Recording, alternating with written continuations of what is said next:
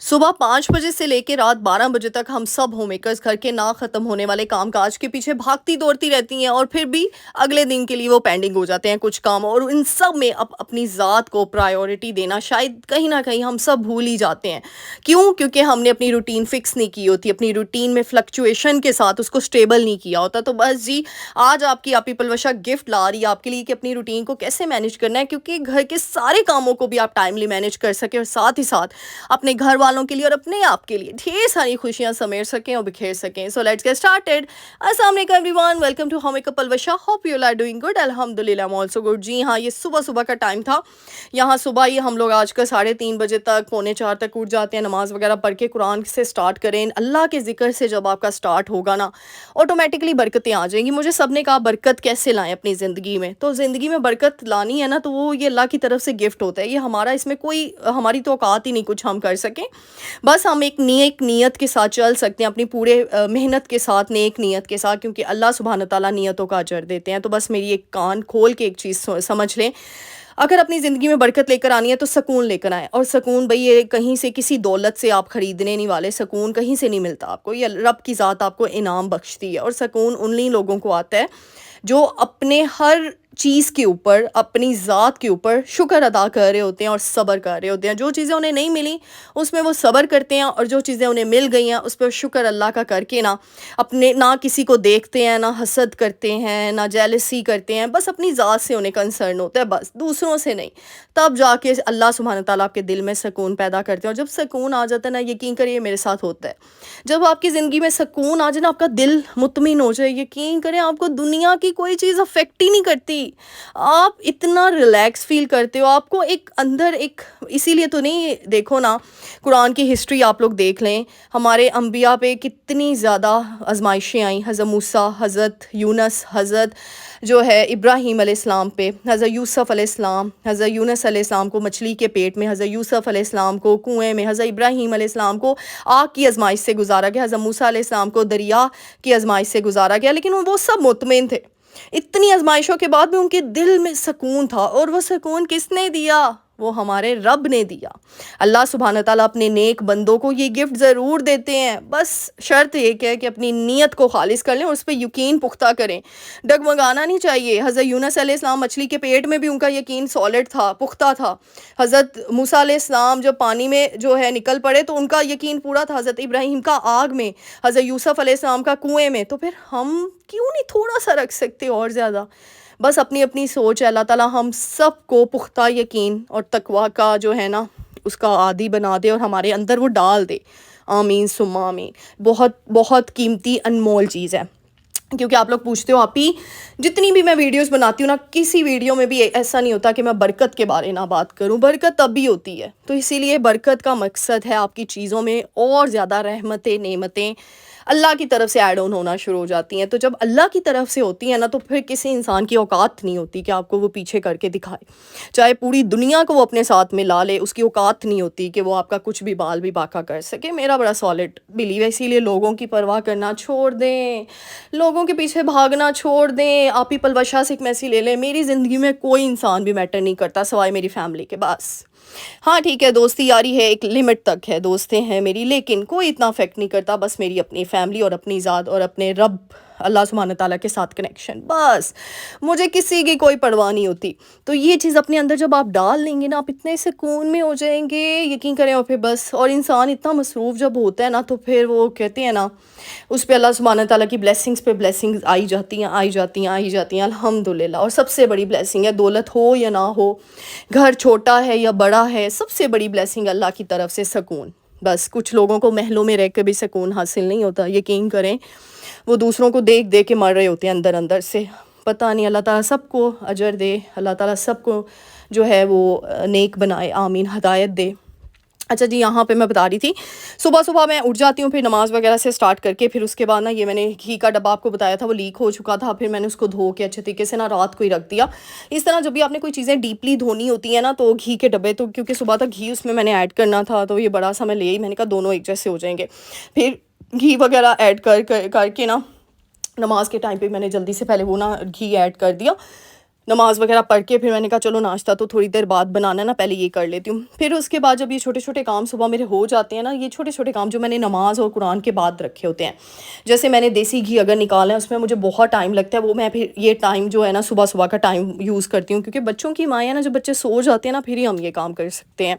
और वैसे भी जब देसी घी बनाना होता है, मशीन मेरी है, तो फिर मुझे ये खतरा होता है, मेरा ओपन किचन है यानी किचन का दरवाज़ा नहीं है, तो फिर मोहम्मद बेटा अंदर ना आ जाए, बच्चे अंदर ना आ जाएँ, और आपको पता है 100 मसाइल, 100 प्रॉब्लम।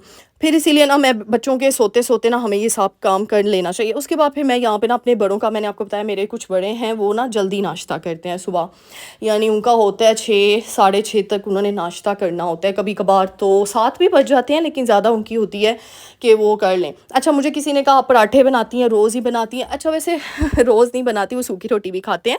लेकिन बाय चांस ऐसा होता है जब भी मैंने नाश्ते का व्लॉग बनाया ना, पराठे ही होते हैं। उसमें आपने देखा वो पराठा एक स्पेसिफ़िक बनाया लच्छादार, बाकी जो है ना वो घी वाली रोटियाँ नहीं होती वो मैंने बनाई हैं। वैसे ज़्यादातर वो लोग सूखी खाते हैं, लेकिन कभी-कभी दिल कर आता है, इंसान है, इंसान की क्रेविंग्स तो है ना बुढ़ापे तक रहती हैं, तो फिर मैं उनकी मर्ज़ी से ना कभी-कभार पराठे बना लेती हूँ। और बाय चांस जब भी मैंने मॉर्निंग रूटीन का व्लॉग शेयर किया ना, तो मेरा नाश्ता पराठे ही होता है। बट कोई नहीं यार, ਅਸੀਂ पराठे-शाठे खा ਲੈਂਦੇ ਹਾਂ, ਫੇਰ ਕੀ ਹੋਇਆ, ਅਸੀਂ देसी बंदे, ਅਸੀਂ ਉਹ ਕੀ ਕਹਿੰਦੇ ਉਹਨੂੰ, मोट्स-कोट बंदे थोड़ी।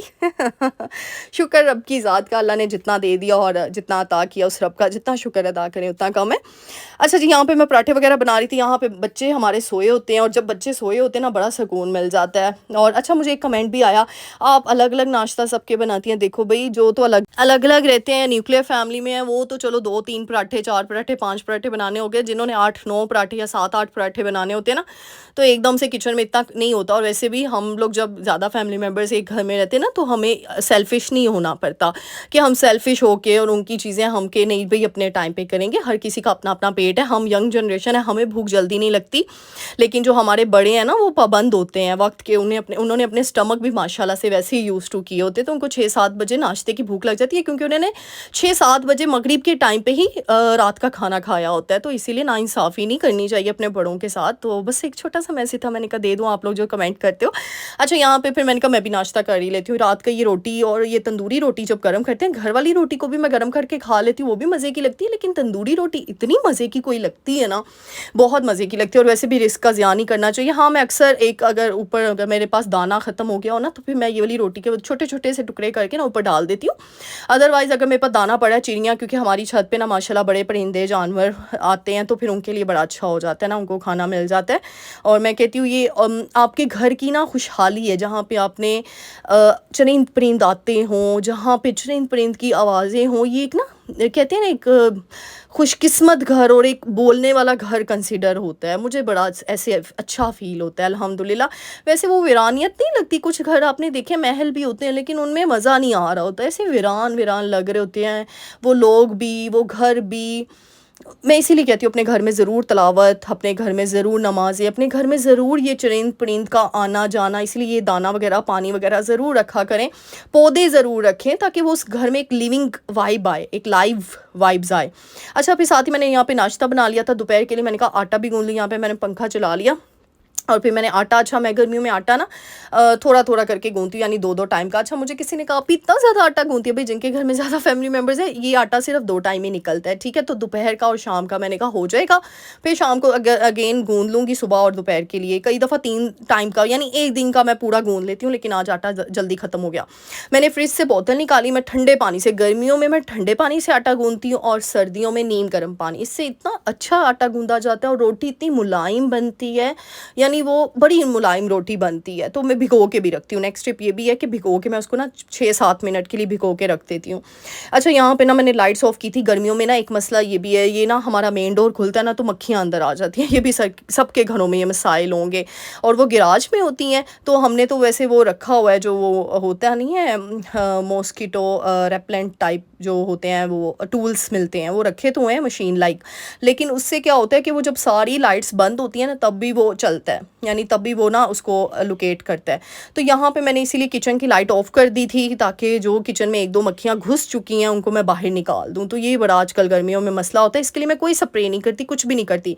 मैं सिंपल क्या करती हूँ, लाइट सारी ऑफ कर देती हूँ, ये भी मैं किसी वीडियो में आप लोगों के साथ शेयर करूँगी। सारी लाइट्स ऑफ करके वो सारी मक्खियाँ ना उसी लोकेटर के पास चली जाती हैं। वो जो टूल हमने रखा हुआ है वो टूल खुद ही ख़त्म कर देता है, सारी मक्खियाँ यूँ चुटकियों में गायब। बस उसकी शर्त ये है कि लाइट्स ऑफ होनी चाहिए। तो वो फिर 1 घंटे के लिए मैं लाइट्स ऑफ कर देती हूँ। यहाँ पे वैसे भी सब सोए थे, सब बड़े ही उठे हुए थे, तो फिर मैंने लाइट्स इसीलिए थोड़ी देर ऑफ कर दी उनको नाश्ता देने के बाद। यहाँ पे अच्छा जी आटा गूंदने के बाद बड़ी इंपॉर्टेंट चीज़, मुझे लास्ट टाइम भी वीडियोस में पूछा कि आप इस तरह क्यों करती हैं।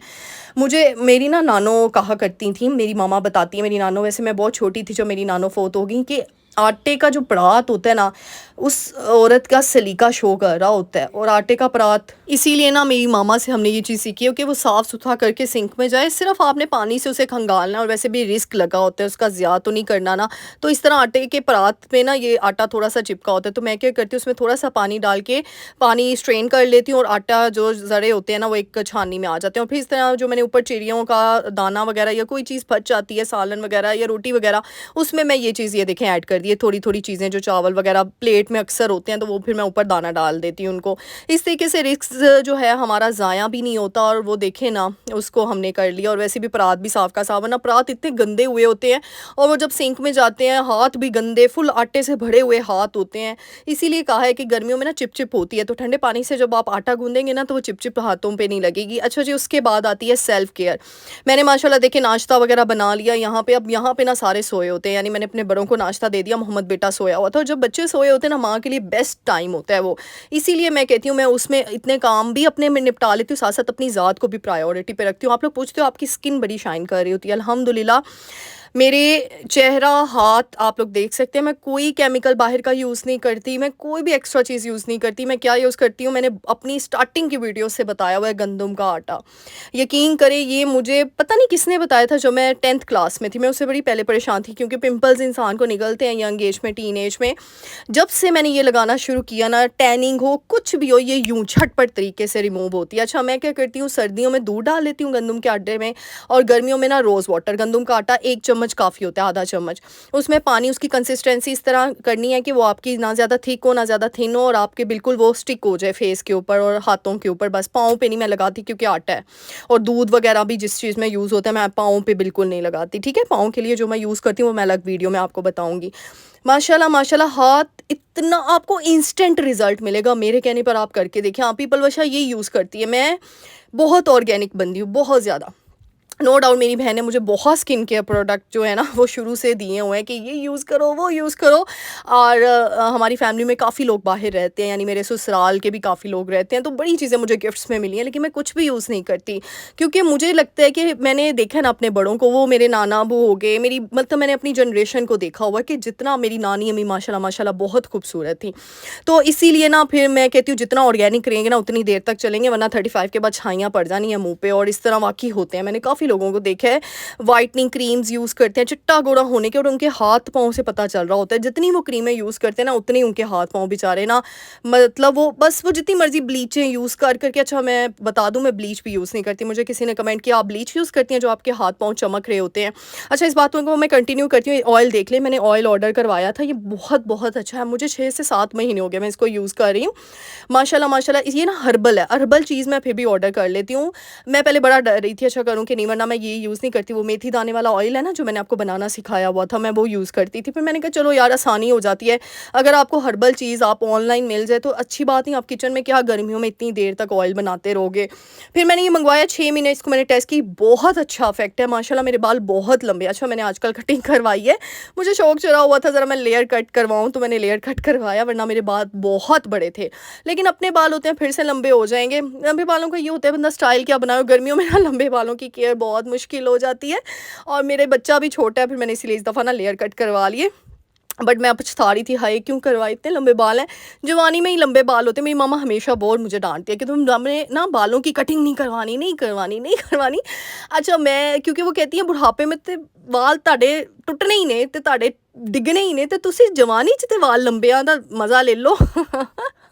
मेरी अम्मा जानी मुझे ये कहती हैं कि ये लंबे बाल ना जवानी की निशानी होते हैं, बुढ़ापे में लंबे बाल नहीं किसी के नसीब में होते, होते भी हैं तो इतने पतले-पतले आपको पता है, इंसान जैसे-जैसे उम्र बढ़ती जाती है तो वो क्या अफ़ेक्ट होता है उसके जिस्म के ऊपर।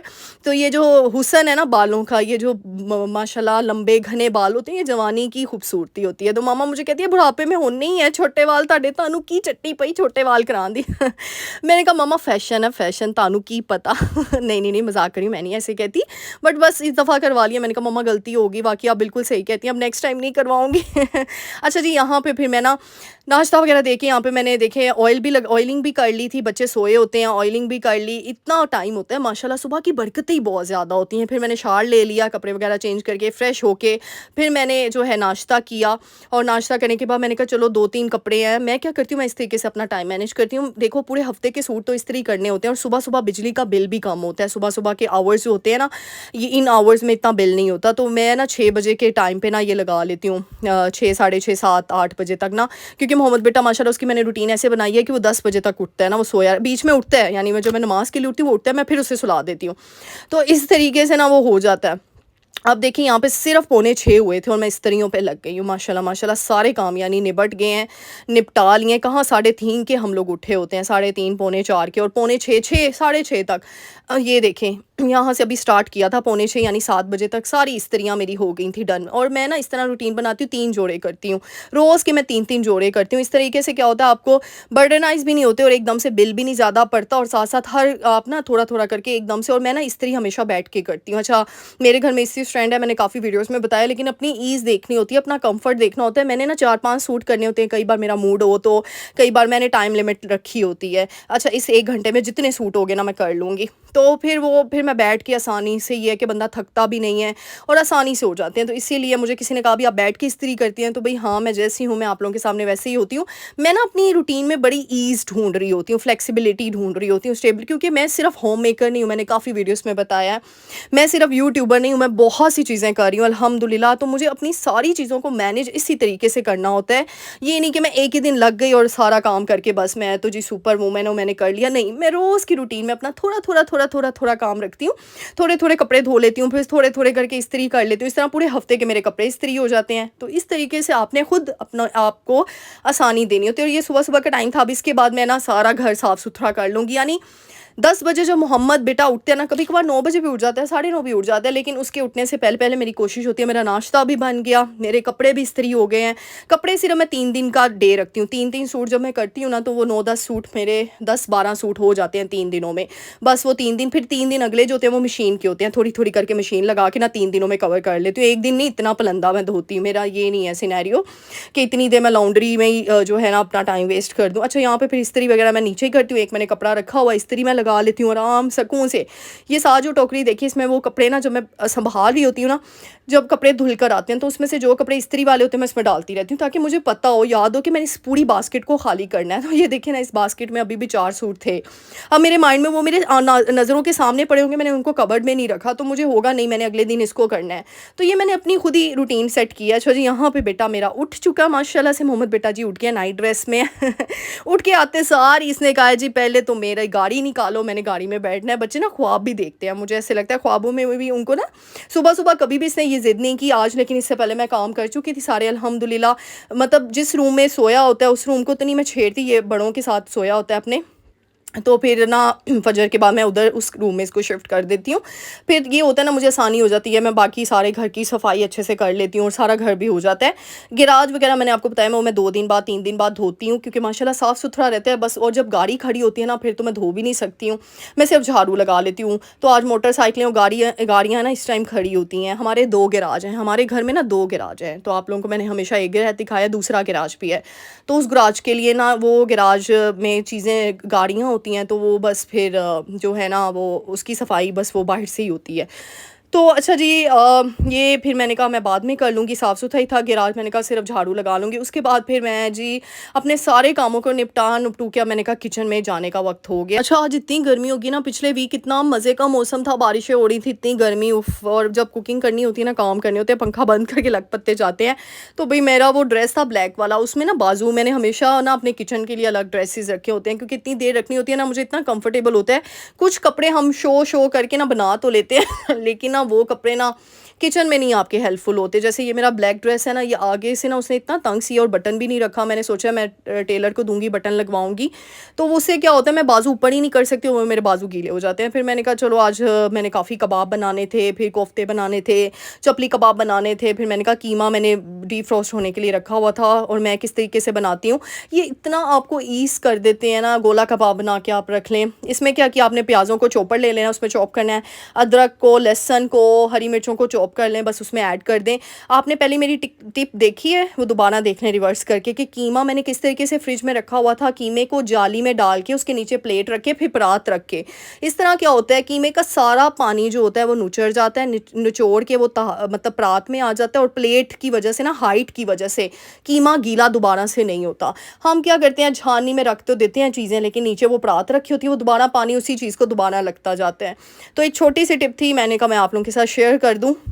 यहाँ पे फिर मैंने ये देखा, हरी मिर्चें, दरदरी मिर्च, नमक, हल्दी, लाल मिर्च, और अच्छा मुझे किसी ने पूछा आप अंडा ऐड करती हैं? भाई मैं अंडा नहीं ऐड करती अल्हम्दुलिल्लाह। जब आप प्याज़ों को, मैंने आपको टिप बताई हुई है कि प्याज में ना पानी होता है जब हम इसको चॉप करते हैं, तो अगर आप टिल्ट करके रख दो ना प्लेट में 10 मिनट पहले, 15 मिनट पहले, वो सारा पानी अच्छे से ना निचोड़ ही जाता है। आप अच्छे से निचोड़ लो प्याज़ों को, हरी मिर्चें और हरा धनिया भी स्ट्रेनर में रख लो 5-10 मिनट के लिए। जब पानी नहीं ना होगा, अपने आप बाइंडिंग बहुत स्ट्रॉन्ग हो जाएगी। वैसे मैं बेसन इस्तेमाल करती हूँ। अब इस सारे कीमे में मैंने 5 बड़े चम्मच बेसन के डाले, कोई मैं अंडा वगैरह ऐड नहीं करती। और माशाल्लाह आप लोगों ने देखा है, मैंने जब भी कबाब बनाए आप लोगों के साथ शेयर किए, कोफ्ते शेयर किए, गोला कबाब शेयर किए, हर रेसिपी तो आप लोगों के साथ शेयर की है। फिर एक शॉपर पहन लिया आपकी, आप ही ने ग्लव नहीं था भी, सॉरी। अब अच्छे तरीके से हमने इसको mix mix mix mix mix करते जाना है। अच्छा जी, मुझे याद आया, मेरी बब्बर शेरनियों किधर हो गायब सारे? जल्दी से चैनल को लाइक कर दो, शेयर कर दो, सब्सक्राइब कर दो, प्यारा सा कमेंट करके जाना है, क्योंकि आप लोगों के जो कमेंट्स हैं ना, आप लोगों की दुआएं यकीन करें वो मुझे बहुत ज़्यादा जो है ना वो स्पेशल फ़ील करवाती हैं, आई कैन से। और बहुत बहुत शुक्रिया। अल्लाह ताला आप सबकी ज़िंदगियों में ढेरों खुशियाँ लाए। अल्लाह ताला आप सबको मैं कहती हूँ कामयाबियाँ दे, आमीन। और बस मेरे लिए भी दुआ कर लीजिएगा, छोटी सी आपकी आपी है। अच्छा, मुझे ना काफ़ी कमेंट्स आते हैं, मेरी बब्बर शेरनी, मेरी शेरनी। अच्छा, मुझे किसी ने कहा आप शेरनियाँ क्यों कहती हैं? अच्छा मैं बताती हूँ, मैं ना जब छोटी थी ना, मुझे कहा जाता था, यानी मेरी सारे फैमिली मेम्बर्स मुझे शेरनी कहा करते थे। मेरी ना कुछ पर आज आपसे अपने दिल की कुछ बातें, अपनी अपनी ज़ात से रिलेटेड, अपने बचपन के वाक़ये शेयर करती हूँ। साथ साथ हम कबाब भी बनाते हैं। मैं जब ना छोटी थी ना, है तो मैं बड़ी शाय थी, बहुत ज़्यादा शाय थी, मतलब मैं किसी से बात नहीं करती थी। लेकिन जब भी मैं कोई काम करती थी या पढ़ाई में, मैं बब्बर शेरनियों की तरह एक्टिव हो जाती थी। यानी अगर मेरी कोई कंपेयरिंग हो रही है, कोई स्पीच मैंने करनी है, मैंने कोई नात पढ़नी है, कोई डिबेट करनी है, तो मैं उस टाइम पे स्टेज पे बब्बर शेरनी की तरह आती थी। मैंने कि मेरे टीचर्स हैरान होते थे कि पलवशा पहले कुछ भी नहीं कह रही और एकदम से स्टेज पे आके ये निखर गई है। इवन तो मेरी ना कज़न की शादी थी, मुझे अभी तक याद है, मेरी और मेरी कज़न है, हम बहुत छोटी थी, मैं 5 क्लास में थी, वो 6 में थी। तो हमें ना एक वो सॉन्ग होता था, ओढ़नी ओढ़ के नाचूं, आप लोगों को शायद याद होगा।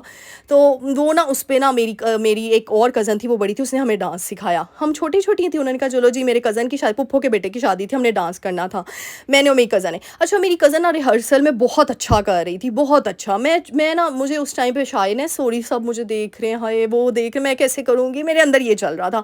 स्टेप्स मुझे बहुत अच्छे से आते थे, बट मैं कर नहीं थी। अच्छा, तो फिर क्या हुआ, जिस दिन वो दिन आया ना, मेहंदी का, सॉरी, उस पर हमने डांस करना था। यकीन करे, जो मैंने शुरू किया ना, मैंने सिर्फ अपनी मामा को देखा, उन्होंने मुझे चेयर अप किया, बस मैं शुरू हो गई।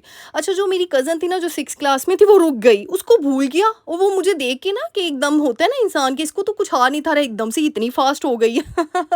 वो अपना ही भूल गई बेचारी। और मैं आज तक, हम लोग हंसते हैं दोनों, जब भी वो मूवी देखते हैं ना, हम लोग इतना हंसते हैं। वो कहती है पलवशा पहले तुम कुछ नहीं कर रही थी, एकदम से तुम्हारे अंदर ना बब्बर शेरनियों वाली वो रूह आ गई। तो इसीलिए ना मुझे कहा जाता था शेरनी, और मैं इसीलिए आप लोगों को कहती हूँ। वैसे भी मैं जुलाई में पैदा हुई हूँ ना, मेरा स्टार भी लियो है, और लियो शेर होता है, आपको पता ही है। तो इस वजह से ना मुझे सारे शेरनी बोलते हैं मेरे घर में। वैसे मैं बताऊँ तो बस वहाँ से ही मैंने आप लोगों को अपनी बब्बर शेरनियाँ बोला, क्योंकि आपकी आपी पलवशा भी तो शेरनी है, तो मेरी शेरनियाँ भी फिर बब्बर शेरनियाँ हुई। तो बब्बर शेरनियों, फिर जल्दी से चैनल को लाइक करो, शेयर करो, सब्सक्राइब करो। उम्मीद करूँगी आज की वीडियो बहुत पसंद हुई होगी। यहाँ पे मैं गई थी बाहर, कहाँ गई थी ये भी व्लॉग आप लोगों के साथ शेयर करूँगी। बस आपकी आपी पलवशा बड़ी डाउन टू अर्थ है, रिक्शे में भी सफ़र कर लेती है, मोटरसाइकिलों पे भी कर लेती है, पैदल भी चली जाती है, बस उसका काम हो जाना चाहिए, दैट्स इट। उम्मीद करूँगी आपको वीडियो पसंद आई होगी। मेरे चैनल को लाइक शेयर सब्सक्राइब करना मत भूलिएगा। मिलते हैं नेक्स्ट वीडियो में, अपनी दुआ में याद रखिएगा। टिल देन, अल्लाह हाफिज़।